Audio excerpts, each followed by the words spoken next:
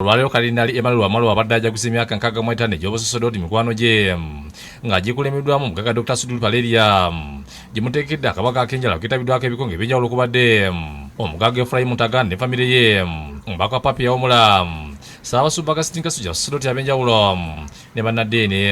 Ababaka kabadde mu maka omumuli abasaseredooti ensambi Dr. Sudhir kwasiza n'ayoza za Kalidinaali Wamala olw'okutuuka kukulanira emyaka 65 egy'obusaseredooti.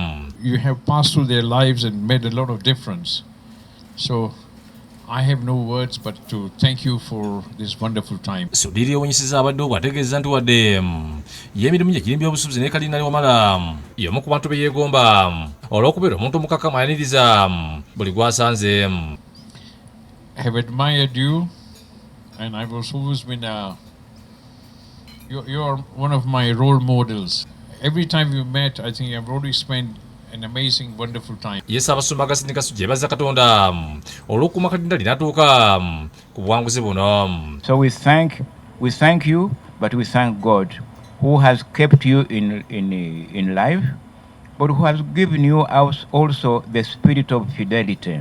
Yeebaza Kalidinaali olw'okubeera taata omulungi nga kino kyolekera mu kuwuliriza buli abeera mu beetabeera n'amuzaamu essuubi ekiyambye okukyusa embeera z'abantu bangi. Especially we thank you for being always a father for many people, because whenever one comes to you, you always have a very paternal word to say. Bw'abadde ayogera kiri abeetebe kabaka kano Kalidinaali Wamala yeebazizza abantu olumukwano gwe bamalaze n'okufaayo ku balina gy'ali.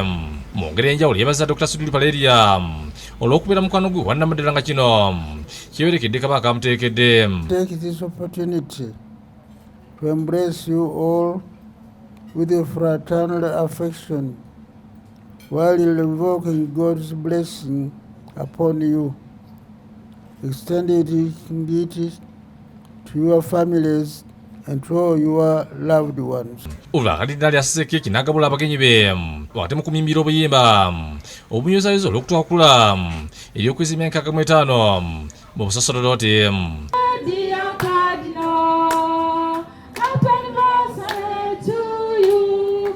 Kalidinaali Wamala yazaalibwa nga 15 Desemba 1926 ku kyalo ka Magwamuluka gwe lwagule mu Desemba nga yafuulibwa Raakaye n'afuna obusaseredooti nga Desemba 21 mu 1957 mu kibuga Roma. Download the app on App Store or Google Play Store now. Vision Digital Experience, the future of media.